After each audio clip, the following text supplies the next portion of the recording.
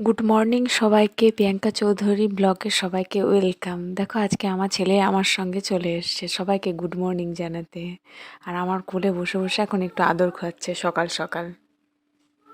আমি সকাল সকাল দেখছো ঝাড় দিতে লেগে গেছি, আর দেখো কার কার ঘর এরকম নোংরা হয় বলো, খাটের তল থেকে আমার ছেলের সমস্ত জিনিসপত্র বার হচ্ছে। নীল আজকে সকাল সকাল চা বিস্কুট নিয়ে বসে গেছে, কারণ ওর বাবা আজকে চা খেতে দেখেছে, ওই জন্য বলছে মা আমিও চা খাবো। ওই বায়না, না হরলিক্স না ছাতু, কিচ্ছু খাবে না। ওই জন্য আর ছাতু নিয়ে কিচ্ছু খায়নি, ও বসে গেছে চা নিয়ে। নীল একদিকে বসে বসে চা খাচ্ছে, আর আমি এদিকে ড্রেসিং টেবিলে গ্লাসটা পরিষ্কার করে নিচ্ছি। এত হাতের ছাপ দেয় নীল, আর আমারও লাগে ওর একা দোষ দেবো না, তাই একটু পরিষ্কার করে নিচ্ছি ড্রেসিং টেবিলের গ্লাসটা। এই যে নীলের বদমাশি শুরু হয়ে গেছে, কারণ আজ স্কুল যায়নি।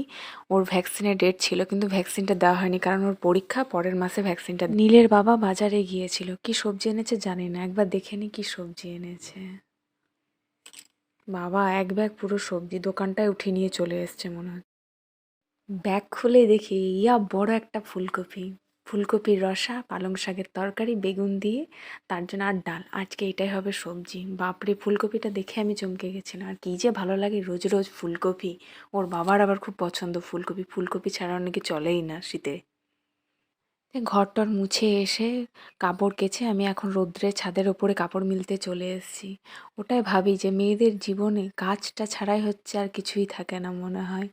সারা দিন শুধু কাজ আর কাজ, কিছু করার নেই। কাজ করলে মনটাও ভালো থাকবে আর শরীরটাও ভালো থাকবে, তাই নিজের কাজ নিজে করাই ভালো। আর এই যে এদিকে আমি পালং শাকের জন্য বেগুন ভাজতে বসিয়ে দিয়েছি। বেগুনটা হালকা ফ্রাই হয়ে গেলে আমি পালং শাক এবারে দিয়ে দেব। আর এদিকে এত হাওয়া দিচ্ছে এখন যে দরজা জানলা বন্ধ করে রান্না করতে হচ্ছে। ফুলকপি রসার জন্য আমি এবারে ফুলকপি তেল দিয়ে কড়াইয়ে বসিয়ে দিয়েছি ভাজার জন্য। লাল লাল করে ভাজা হলে ফুলকপিটা নামিয়ে নেব। তা করতে ফুলকপিটা ভালো করে ভাজতে হবে। ফুলকপি না ভাজলে পুরো খেতে ভালো লাগে না। কড়াইয়ে তেল গরম হয়ে গেছিলো, তা জিরা শুকনো লঙ্কা ফোড়ন দিয়ে আলু দিয়ে দিয়েছি। আর এই দেখো গাজর কেটে রেখেছিলাম পালং শাকে দেওয়ার জন্য, ভুল হয়ে গেছে বিশাল, ওই জন্য আমি ফুলকপির মধ্যে দিয়ে দিলাম। আর টমেটো পেঁয়াজ বাটা সব দিয়ে দেবো। তো টমেটোগুলো লাল লাল করে হোক, আর এদিকে ফুলকপি ভেজে তুলে রেখেছি। আর এখন ভাজা চলছে মশলাটা।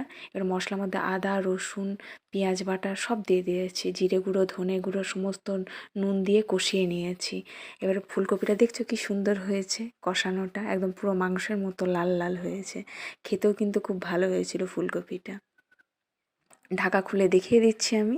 দেখো আমার রান্না কমপ্লিট, ফুলকপির রসা। রেসিপিটা ভালো লাগলে কমেন্ট করতে ভুলো না কিন্তু। আমাদের খেতেও খুব ভালো লেগেছে।